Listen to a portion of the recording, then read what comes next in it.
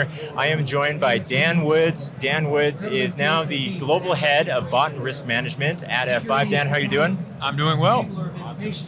Very cool. So you've probably been to actually a number of Black Hats at this point. Can I ask you how many you've been to? Actually, I've been to maybe 5 to 7 over the years. I don't come every year. Okay, fair enough. This is actually the 26th year. I just looked it up yesterday. 26th year of Black Hat. So it's been really cool to see. I've only been to a couple, but I've heard of it over the years, and amazing to see how big it's grown so far. Everybody getting together and talking about information security. Now, for us, we're going to be talking specifically around some of the scenarios that we've seen out there where bots have actually been interfering with ticket sales recently. There's been a number of pretty big concerts now that concerts are getting really big again, and you've seen this firsthand, I guess, with some of the products that we have. Yeah, we've seen these sorts of attacks. Actually, I wouldn't even call them attacks. Maybe they might be desired automation by some of these organizations because their entire inventory sells out in seconds. So I think oftentimes it isn't, by the way, just ticket sales.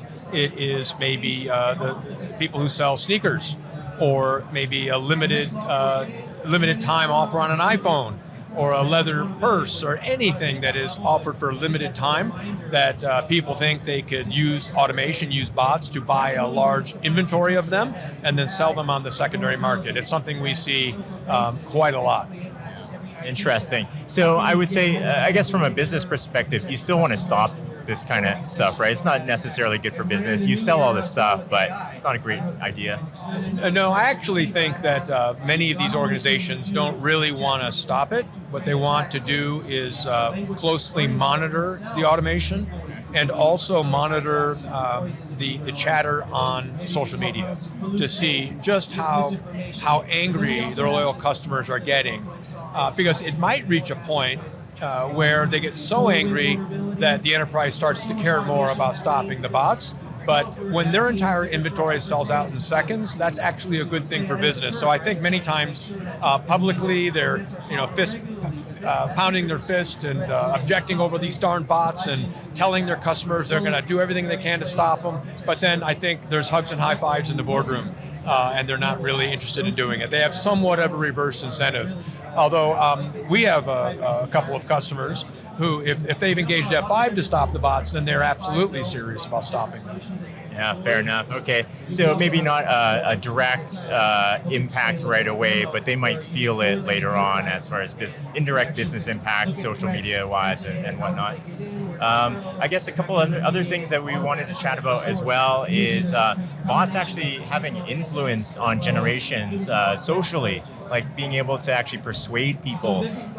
Yeah, that is actually my biggest concern. I mean, I do worry about, credential stuffing and gift card cracking and all the usual malicious use of bots. But look, I think that state actors are probably creating hundreds of thousands, if not millions, of fake accounts on various social media platforms and then using bots to programmatically control those.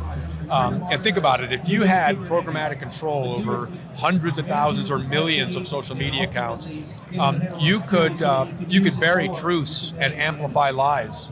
You could absolutely influence public opinion.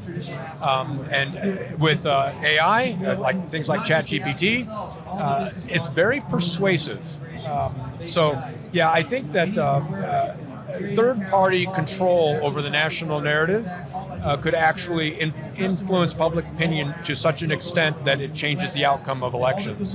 And I know that is controversial to say, but when elections are won or lost by a few thousand votes in the United States, the idea that you can use millions of social media accounts to sway just a few thousand people, I think it's very credible.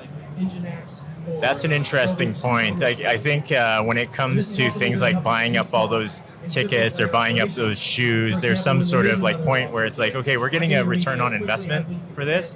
You think of a nation state, the return on investment for, we're going to invest in a huge botnet, but that's going to give us huge political sway. That's worth the investment for them. Yeah, a couple of things. We did a workup on a shoe bot. We were in observation mode, so we weren't mitigating. So we could see the number of sneakers that were successfully purchased. And then we looked on the secondary market to see how much these sneakers were being sold for. And we were able to determine the profit. And what's interesting is this isn't a couple of 20-somethings using it to pay the rent. This group of people are making millions of dollars US by buying large inventories of limited time offer sneakers and selling them for a large markup on the secondary market. It's big business. But to your point about influencing public opinion, yes, it's not just nation states that are interested in doing that, and by the way, have virtually unlimited budget to accomplish it. So, for example, with Twitter and Elon Musk having to pay for a blue check mark, that is certainly going to stop many of the people who are using bots and creating fake accounts, but it's not going to stop a state actor at all. But it isn't just state actors. I believe that lobbyists, campaigns, anybody who wants to influence public opinion can do the very same thing. Yeah, very great point. Okay, so we have a couple other things that we wanted to chat about too. Social engineering and AI actually being able to actually change the way social engineering is done. Yeah, that's a big concern of mine. Look, social engineering is causing a lot of damage now, especially to our elderly who are the most vulnerable. So you have one person, how many people can they social engineer in a day? I don't know, 30, 50, maybe 100, depending upon how long the calls are. When you have generative AI and the ability to synthesize human voice, you can social engineer thousands and thousands of people in a day. And the language that's used, it's very persuasive. It isn't just, I've run raids on many of these call centers where they're doing the social engineering, and I've got a hold of the script that they're using.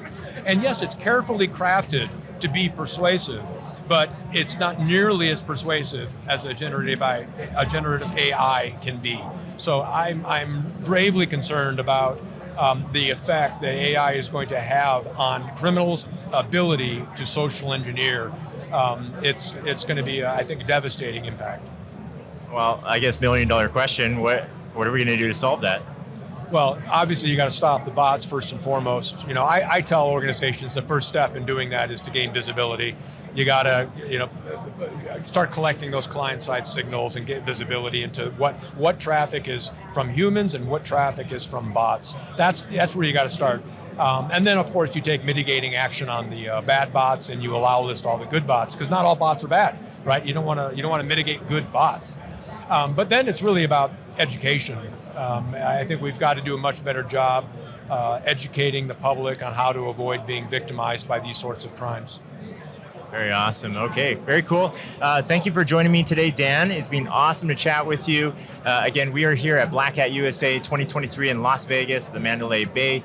We are at booth 2240. Come check us out. I think Dan might be hanging around here and there inside of the booth. If he's not, check out all the content that we do have with Dan. I am going to have a thread on community.f5.com. It's going to be pinned at the top, and I'm going to have some best of clips of Dan that we've been able to do with him over the years as well. So look out for that. And otherwise, thank you very much, and we'll see you on the next one.